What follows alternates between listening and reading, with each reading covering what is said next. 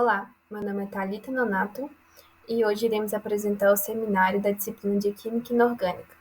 O tema escolhido por nós foi a contribuição da química inorgânica para a química medicinal. O meu grupo é composto por mim, Franciele, Gabriela e o Chau.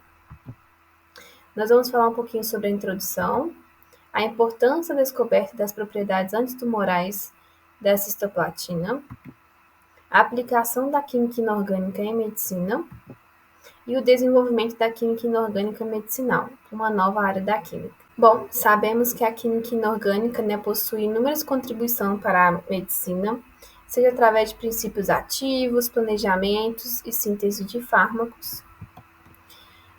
No entanto, ela tem um papel igualmente importante, tanto na clínica quanto na pesquisa e no desenvolvimento de novos medicamentos. Temos muitos metais que possuem papéis importantes no nosso organismo, seja eles papéis importantes nas proteínas, no DNA, no transporte de alguns oxigênios, nitrogênios. Uma das propriedades é o oxigênio que se liga ao ferro da hemoglobina, que transporta esse oxigênio para as nossas células, para o nosso corpo em um todo. E aí fica um questionamento, se a natureza dos metais em sistemas biológicos, surge a pergunta: seria possível empregá-los como medicamentos? E a resposta é sim. O seu uso na medicina vem sendo praticado há bastante tempo, inclusive aproximadamente há 5.000 anos. Uma das curiosidades, que os egípcios já usavam o cobre como um deles, inclusive para esterilizar a água, e essa prática já ocorria há mais de 3.000 anos antes de Cristo. E uma outra prática empregada pela Arábia e pela China era a fabricação de medicamentos na base de ouro, e essa prática tem aproximadamente 3.500 anos. Então, a gente tem um pesquisador muito importante que tem uma frase muito conhecida, que é o Paracelsus. Ele desenvolveu medicamentos à base de mercúrio, e a frase muito conhecida por nós, farmacêuticos, é que todas as substâncias são venenosas. O que diferencia um medicamento de um veneno é a dose. No entanto, somente nos últimos 100 anos, as propriedades medicinais de compostos inorgânicos começaram a ser investigadas de forma racional, com o emprego de compostos de ouro no tratamento da tuberculose, o que na época foi um marco, ou seja, foi assim uma descoberta em tanto, e empregar ouro em um medicamento é bem complicado, mas enfim, tiveram resultados bastante promissores no desenvolvimento. E aí, nós vamos ter outros pesquisadores que contribuíram para esse papel da química inorgânica na medicina. Um deles foi o Paul, que ganhou o Prêmio Nobel em Medicina e Fisiologia em 1908. Ele foi o fundador da quimioterapia, o que também é muito conhecido por nós farmacêuticos, a quimioterapia junto com a inorgânica. Ele introduziu as primeiras ideias sobre relação estrutural e atividade e o conceito de índice terapêutico, da química inorgânica com a quimioterapia. Fez ainda o uso de complexos metálicos, em especial o uso de arsênio, na preparação de drogas para o tratamento da sífilis, que na época também foi bastante inovador. Um outro pesquisador, professor, que também contribuiu nessa pesquisa, foi o Alfred. Ele ganhou também o Prêmio Nobel da Química em 1913, e ele foi o primeiro a ser conferido a um químico inorgânico. Verne, que com o nome de Alfred, sobrenome Verne, foi considerado o pai da química de coordenação pelo desenvolvimento da sua teoria para explicar a estrutura e a ligação química nos complexos metálicos. A importância da descoberta das propriedades antitumorais do cisplatina. A química medicinal inicialmente dedicava-se principalmente ao estudo dos compostos orgânicos e produtos naturais, até a descoberta feita pelo físico Rosenberg em 1965, que identificou na chamada cisplatina compostos antitumorais. O estudo da cisplatina constitui talvez o maior sucesso da química inorgânica medicinal, uma vez que, a partir do seu uso clínico, o número de mortos por câncer de testículo, por exemplo, reduziu em 80%. Desde então, houve um grande interesse por compostos metálicos com possíveis agentes terapêuticos e uma nova era na busca de agentes metálicos. A cisplatina, ela é um medicamento quimioterápico à base de platina, usado para tratar vários tipos de câncer, incluindo sarcomas e alguns carcinomas, linfomas e tumores das células germinativas. Oi, gente, eu sou a Franciele e vou falar um pouco sobre as aplicações da química inorgânica na medicina. A aplicação da química inorgânica na medicina, ela pode ser dividida em duas partes: os compostos orgânicos e as drogas ou compostos usados em diagnóstico. Os compostos orgânicos, eles agem através da coordenação a metais livres ou ligados a proteínas dentro do organismo. Os compostos orgânicos podem ser usados como agentes quelantes, se ligando a íons metálicos, usados no tratamento de intoxicação por metais pesados. Um exemplo é o chumbo. Então, os médicos, eles tiram o chumbo de dentro do organismo através de medicamentos que se ligam ao chumbo e permite que o chumbo saia pela urina.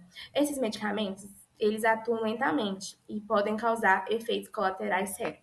O sucemero é um exemplo de medicamento que é usado na terapia quelante do chumbo. E um outro exemplo também é a doença de Wilson, que é o excesso de cobre. E o tratamento ele pode ser realizado com quelantes que promovem a excreção renal do cobre depositado em excesso no tecido. E a dipenicilamina foi o primeiro fármaco a ser utilizado no tratamento dessa doença, mas hoje em dia vem sido substituído pela trientina. Já as drogas ou compostos usados em diagnóstico, no qual contém metais como os antimorais de platina, os antimoniais usados contra leishmania, antiartríticos contendo ouro ou compostos metálicos, que são usados em diagnóstico para detecção de imagem. E um exemplo de interação metal-droga pode ser citado como a captação celular de complexos de cobre, de tiosemicarbosonas, que é importante na remoção de radicais livres, superóxido, que são agentes tóxicos, mediadores de inflamação, como o câncer e a AIDS. Eu sou o Sean e vou falar sobre o desenvolvimento da química inorgânica medicinal, uma nova área da química.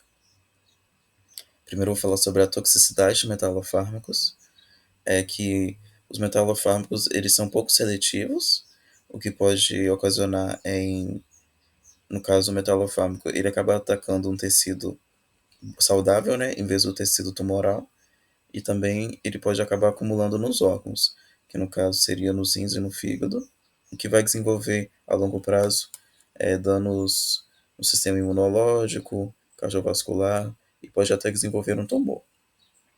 Algumas estratégias para reduzir, né, esse, essa toxicidade seria a de design racional, que no caso eu coloquei de exemplo aí a cisplatina, que pode ser transformada em carboplatina e oxaliplatina, que no caso seria para reduzir a toxicidade.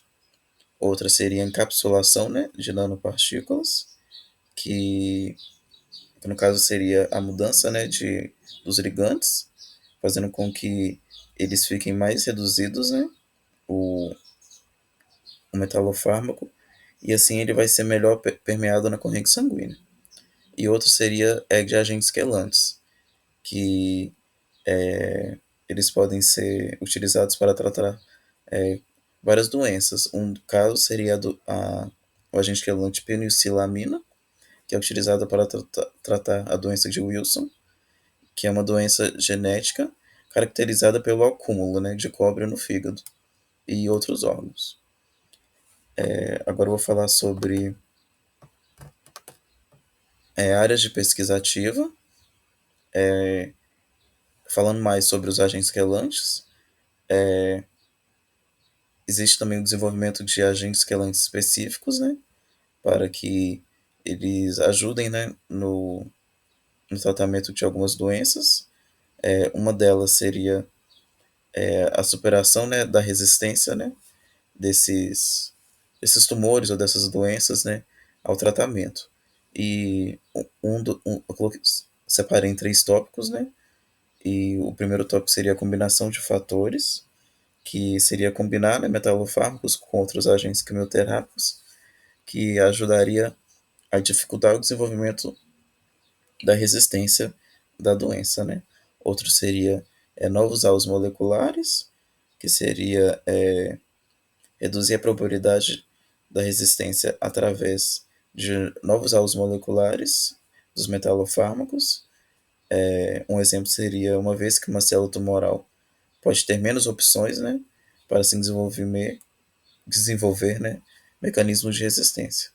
E terceiro seria agentes sensibilizadores, que seriam como enzimas, né, de reparo do DNA, podendo aumentar a eficácia do tratamento e dificultar o desenvolvimento de resistência. Perspectivas futuras da química inorgânica medicinal é, seria novas tecnologias, né, no caso, ou novos alvos terapêuticos. Como novos alvos terapêuticos, eu coloquei proteínas metaloenzimáticas, que no caso seria envolvidas em um processo patológico, representam um alvo promissor para novos metalofármacos.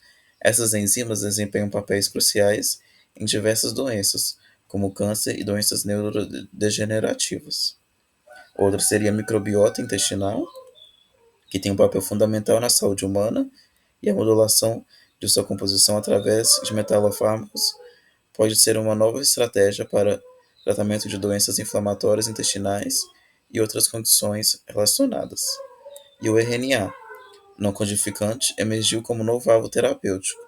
Metalofármacos podem ser projetados para interagir com o RNA, modulando sua função e oferecendo novas opções para o tratamento de doenças genéticas infecciosas. E tecnologias emergentes, eu coloquei a biologia estrutural, que, como a cristalografia de raio-x e a ressonância magnética nuclear, permite a visualização da interação entre metalofármacos e biomoléculas, auxiliando no design racional de novos compostos.